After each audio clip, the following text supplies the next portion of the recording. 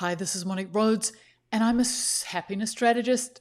I've taught thousands of people around the world how to increase their happiness levels, and my programs are used in over 70 colleges and universities worldwide.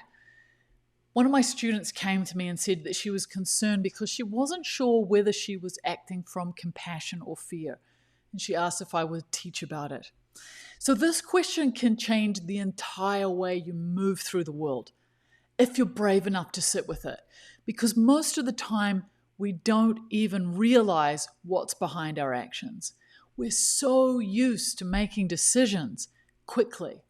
We react to people, we react to situations out of habit, and we rarely pause long enough to notice, where's this coming from? And when you don't stop long enough to really look, it can be quite surprising. So many things we believe that we're doing out of care, out of responsibility, out of doing the right thing, are actually being driven by fear. Fear of conflict, fear of rejection, fear of being misunderstood, fear of not being enough. And the challenging part is that fear can sound very reasonable. So fear can often wear a mask that looks like love. So it can mimic compassion so closely that you think you're helping when really you're just avoiding. Or you think you're being generous, but you're really just afraid of being disliked. Or you think you're being patient, but what you're actually doing is abandoning your own boundaries because it feels safer than speaking up. So fear doesn't always show up screaming. Sometimes it whispers. Sometimes it performs. Sometimes it wears a mask. Sometimes it tries to convince you that you're being unkind, that you're being kind, when actually underneath you're just scared. So, what does compassion feel like? Compassion doesn't always look soft, doesn't always look sweet. It's not about smiling. It's not about saying yes to everything.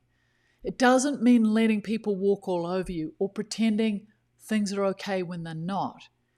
Compassion has strength in it, so it's rooted. It moves slowly. It's clear. It tells the truth even when it's hard. It can walk away if needed, but it walks away with love, not drama. And unlike fear, compassion never comes with that clench in your chest or that pressure behind your eyes or that knot in your stomach that says you're betraying yourself. So the presence of compassion feels like a widening, a groundedness, a kind of grounded clarity, even when the situation is difficult. I once worked with a woman who was struggling with a situation at work. So she had a colleague, I'm sure most of us can relate to this, who was consistently overstepping. They were making subtle, cutting remarks in meetings. They were dismissing her ideas. They were interrupting her constantly. And this had been going on for months. Even though she was deeply uncomfortable, she kept telling herself it wasn't that big a deal. So when her and I sat down and talked about it, her reasons for not speaking up sounded polished and rational. She didn't want to make waves. She didn't want to seem dramatic. She didn't want to damage the relationship. And she'd convinced herself that she was being compassionate by staying quiet. But when we slowed things down and really looked beneath those explanations, something else became clear. She wasn't staying quiet out of care for her colleague. She was staying quiet because she was afraid. She was afraid of being misunderstood. She was afraid of being disliked. She was afraid that if she spoke up, she was going to make things worse. I think we can all understand this, and there's no shame in it. It's human. But once she saw it, she also saw the cost. And she began to realize how much resentment she was carrying, how hard it was becoming to concentrate at work, and how much tension she was holding in her body. But most of all, how far she had drifted from herself because she kept pretending that everything was fine. So when I asked her what it might feel like to respond from compassion, not for the other person, but for herself, I remember her pausing for a long time. And something shifted because she realized she could still say what she needed to say, but she could say it from a grounded, kind place, not from the place she was saying it from, which was panic or blame. So she wrote an email, a calm, a clear, and honest email. And she said what was true for her, not to attack, but to advocate for herself. And when she sent it, she was nervous, but something deeper was at ease. She wasn't trying to control the outcome. She wasn't trying to make anyone else change. She was simply standing in alignment with herself. And in the end, the colleague didn't react badly.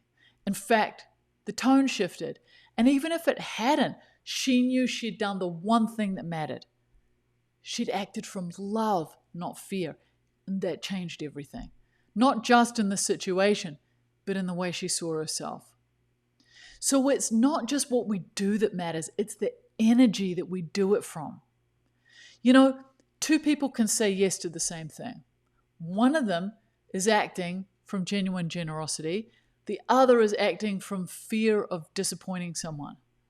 And in that scenario, the first person is going to walk away feeling open and peaceful, and the other may walk away feeling a little smaller, a little more drained. So the difference isn't in the action, it's in the origin of the action. So when we act from fear, we're usually trying to manage something. We're usually trying to manage someone else's reaction, our own discomfort, the illusion of control. And fear narrows, it tightens. It says, if you don't do this, something bad will happen. Compassion doesn't manage. It responds. It holds space. It says, I see what's here and I'm still choosing to meet it with presence. So you can start to see the difference by listening into your body. Fear speeds you up, makes you feel tense, it creates urgency. You'll often feel like you're trying to escape something. Shame, rejection, failure, pain.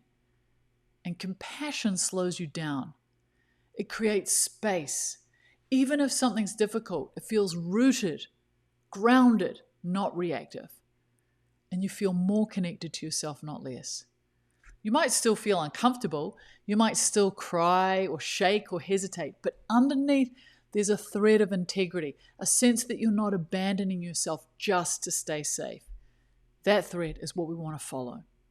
So learning to act from a place of compassion rather than fear isn't a one-time decision. It's a practice. It's a habit. It's a moment-by-moment remembering. So I want you to notice when you've gone tight. I want you to notice when your words feel sharp or hollow. I want you to notice when your actions are being driven by a desire to avoid rather than connect. And it's pausing, breathing, asking yourself, if I wasn't afraid right now, what would I do? Not to shame yourself, not to make yourself wrong, but to come back into right relationship with yourself. Because the more you practice this, the more naturally it comes. You start to trust that you can face difficult moments without abandoning your own heart. You can start to feel the difference between tension and truth, and you begin to live with more steadiness, more softness, and more strength. So you don't have to get it perfect, but every time you choose compassion over fear, you create more space inside you. And from that space, everything becomes possible. I hope you will let me teach you how to be happier. My name's Monique Rhodes. I hope you enjoyed this. Subscribe and let me give you more tips on how to live a happier life.